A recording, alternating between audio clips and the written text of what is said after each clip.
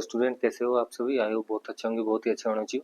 जैसा कि last class में अपन डिस्कशन कर रहे थे कि हम नेक्स्ट प्रोसीजर देखेंगे ईटी इंट्यूबेशन के बारे में। तो ईटी ट्यूब इंट्यूबेशन के बारे में अपन देखते हैं कि एक ट्यूब होती है जिसको अपन ट्रेकिया के अंदर डालते हैं। ये रही वो ट्यूब जिसको अपन कहते हैं ईटी ट्यूब। इस ईटी ट्यूब को अपन इंसर्ट करेंगे, पर इस इंसर्ट करने से पहले अपन देखते हैं कि कर क्यों रहे हैं, अपन कारण देखेंगे करने के। तो इसके जो प्रोसीजर करने के जो इंडिकेशन है वो है, सबसे पहले तो हो सकता है कि पेशेंट सीवियर कार्डियक अरेस्ट में हो, दूसरा रेस्पिरेटरी फेलियर में हो गया हो पेशेंट, इसके अलावा पेशेंट के फेशियल ट्रोमा हो रखा हो, फेशियल बर्न हो रखा हो, उस कंडीशन में वो सांस लेने में उसको डिफिकल्टी हो रही है, और पेशेंट मान लो सर्जरी करनी है पेशेंट की, तो प्री सर्जरी इलेक्टिव या इमरजेंसी कंडीशन में अपन कर सकते हैं, कार्डियक अरेस्ट हो गया, ये सारी चीजें हैं। और इंपॉर्टेंट चीज ग्लासगो कोमा स्केल जिसका जीसीएस स्कोर 8 से कम आ गया तो उसको भी अपन इंट्यूबेशन करते हैं। तो अपन देखते हैं इंट्यूबेशन करने से पहले कौन कौन से इक्विपमेंट हमको चाहिए होते हैं। इंट्यूबेट करने से पहले अपने को इक्विपमेंट का ध्यान रखना है। सबसे पहले हम लोगों के पास में पहले होना चाहिए ईटी ट्यूब। ईटी ट्यूब बहुत ही ज्यादा जरूरी, ये नहीं होगी तो प्रोसीजर कर ही नहीं पाएंगे। तो ये है ईटी ट्यूब। इसकी अलग अलग साइज है, जैसा कि आपको यहाँ पे दिख रही है, यहाँ पे 6.5 ID. ID mean internal diameter. जो इसकी इंटरनल डायमीटर है इसकी अंदर वाली, वो है 6.5 की। तो नॉर्मली अपन एडल्ट के अंदर 7 से 8 आईडी वाली यूज करते हैं। ये ईटी ट्यूब है। ये इसका आगे से दिख रहा है अपने को, ये ओपनिंग है। ये अपने को मर्फीज आई दिख रही है जो ओपनिंग हो रही है, ये इसका बलून है। इसके बाद में इसकी ये जो मार्किंग है, इस ये वाली मार्किंग, फर्स्ट और सेकंड वाली मार्किंग, ये अपने जो वोकल कोड होंगे उसके अंदर तक जानी होती है। ये मार्किंग लिखी हुई है। ये इसका कनेक्टर है ऑक्सीजन से या एम्बूबैग से, अपन इसको वेंटिलेटर से इसको कनेक्ट कर सकते हैं। और ये इसका बैलून को इन्फ्लेट करने का पोर्ट है। तो ये इसके पार्ट पार्ट है, जैसे आपको डायग्राम में दिख जाएंगे। नेक्स्ट अपने को चाहिए होता है लेरिंगोस्कोप। ये लेरिंगोस्कोप है लेरिंग्स को विजुअलाइजेशन करने के लिए। तो इसके अंदर लाइट लगी रहती है। अब ये लाइट प्रॉपर काम कर रही है कि नहीं कर रही है, लाइट अपने को जो दिख रही है क्या वो अंदर इजीली अपन विजिबल होगी, इसको चेक करने के लिए कि लाइट सही है, तो अपन क्या करते हैं, इसके अंदर बंद करके क्रीजेस चेक करते हैं, क्या हमको अंदर अपनी क्रीजेस दिख रही है। तो अगर क्रीजेस दिख रही है हैंड की, इसका मतलब प्रॉपर विजुअलाइजेशन होगा इस लाइट से। इसके अलग अलग पार्ट हैं और ब्लेड भी अलग अलग प्रकार की होती। आपको ये दिख रही होगी, इसके ऊपर मैक 3 MAC3 लिखा हुआ, मतलब ये मैकेंटोश है। मैकेंटोश वाली कर्व होती है जो कि एडल्ट में यूज ली जाती है, और मिलर वाली होती है स्ट्रेट, जो कि चिल्ड्रन और इन्फेंट में इनमें यूज ली जाती है। अलग अलग नंबर की हैं, अपन 3 नंबर की जनरली एडल्ट के अंदर यूज करते हैं। तो मैक 3। तीसरा इंस्ट्रूमेंट अपने को क्या चाहिए होगा, एम्बूबैग चाहिए होगा अपन को वापस इसको ऑक्सीजनेशन करने के लिए। इसके बाद में एम्बूबैग के साथ में अपन को मास्क भी चाहिए होता है कई बार। तो मास्क का प्रॉपर इसके साइज का है या नहीं है वो कैसे पता करेंगे, इसका ये वाला पार्ट है एपिक्स और ये वाला बेस। बेस वाइड पार्ट है, तो अपन क्या करेंगे, पेशेंट के लगा के चेक करेंगे। जो एपिक्स वाला पार्ट है वो नेजल ब्रिज पे आना चाहिए, और जो बेस वाला पार्ट है वो लोअर लिप से लेके जो इसकी जो है इसके कर्वेचर तक यहाँ तक आना चाहिए। अगर यहाँ तक आ रहा है इसका मतलब ये प्रॉपर फिट है। नेक्स्ट अपने को सिरिंज चाहिए होती है 10 cc की, क्योंकि जो अपन इसका बैलून इन्फ्लेट करेंगे ईटी ट्यूब का, उसके लिए अपने को सिरिंज चाहिए होती। तो इम्पोर्टेंट यही है। इसके अलावा अपने को कुछ मेडिसिन चाहिए होती, जो मेडिसिन हम इसको दे सकते हैं, जैसे मसल रिलैक्सेंट होती वो हमको देनी है, और एनेस्थेटिक एजेंट होते हैं वो हमको देने, ताकि इसको सिडेशन हो जाए, एनेस्थीसिया हो जाए। अब अपन देखते हैं प्रोसीजर कैसे करते हैं।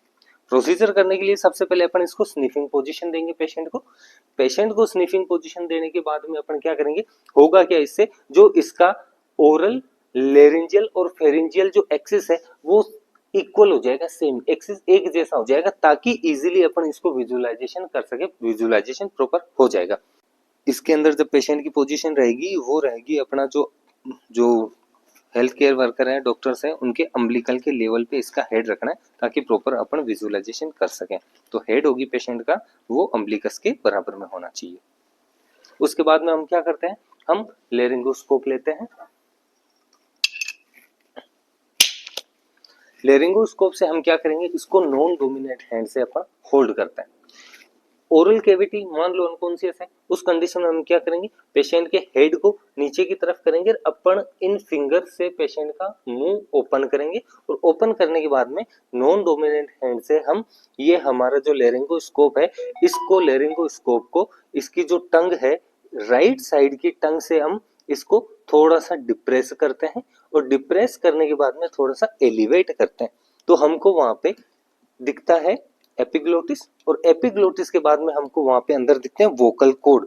तो हमको वोकल कॉर्ड दिखने चाहिए, तो वोकल कॉर्ड जो दो व्हाइट वाले पोर्शन और बीच में एक ग्रीन डॉट है, वो वाला वोकल कॉर्ड है, वो जैसे ही हमको दिखता है तो हमको क्या करना है, जो ट्यूब है वो इस कर्वेचर के सहारे, जो हमारा लेरिंगोस्कोप है, इस लेरिंगोस्कोप का कर्वेचर है, इस कर्वेचर के सहारे सहारे हमको ट्यूब इंसर्ट करनी है। चलो हम करते हैं।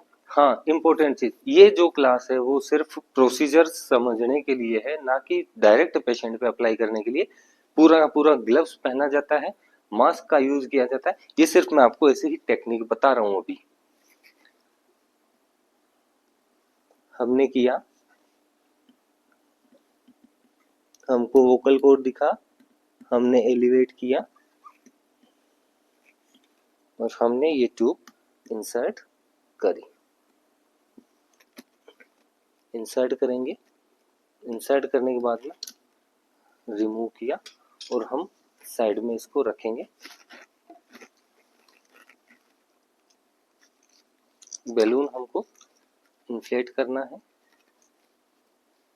बैलून इन्फ्लेट हो गया। अब हम क्या करेंगे, जो हमारा एम्बू बैग था इससे हम कनेक्ट किया, और कनेक्ट करने के बाद में इसको ब्रीदिंग देंगे। जैसे कि आपको दिख रहा होगा, इसकी जो थोरेसिक कैविटी है वो मूवमेंट कर रही है, इसका मतलब इसका प्लेसमेंट सही है। ठीक है, ये इसके प्लेसमेंट करने का तरीका है कि ये प्रॉपर प्लेस इसके हुआ है या नहीं हुआ, और इसके दूसरे तरीके प्लेस करने के वो भी है हमारे पास में। प्लेस करने के बाद में असेस करने का कैसे कैसे करेंगे, हम यूज करेंगे स्टेथोस्कोप को, हम यूज करते हैं स्टेथोस्कोप को इसकी ब्रीदिंग सुनने के लिए। इधर से साथ में एम्बू बैग से ऑक्सीजन दी जा रही है, हम ब्रीदिंग असेस करेंगे पहले यहाँ, उसके बाद में यहाँ लोअर की तरफ, और उसके बाद में एब्डोमेन की तरफ। यहाँ पे अगर थोरेसिक कैविटी का मूवमेंट हो रहा है, इसका मतलब प्रॉपर इंसर्ट हुआ है। ठीक है, चेस्ट कैविटी का।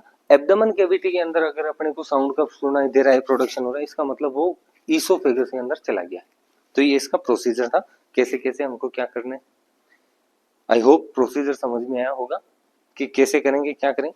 कफ्ड ईटी ट्यूब अपन एडल्ट के अंदर यूज लेते हैं ताकि वो गैग रिफ्लेक्स नहीं हो उसको, तो कफ होगा वो सीज करवा देगा, ताकि वो गैग रिफ्लेक्स नहीं हो और एस्पिरेट नहीं करे, इसलिए एडल्ट के अंदर कफ लेते हैं।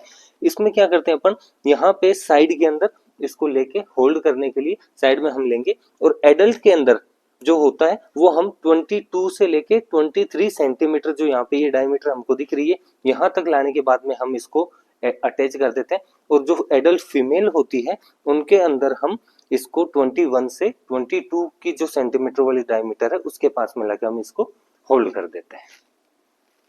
आई होप आज का प्रोसीजर आप लोगों को समझ में आया होगा, ईटी ट्यूब। नेक्स्ट प्रोसीजर अपन और देखेंगे, ईसीजी और बहुत सारे प्रोसीजर है next. Thank you very much.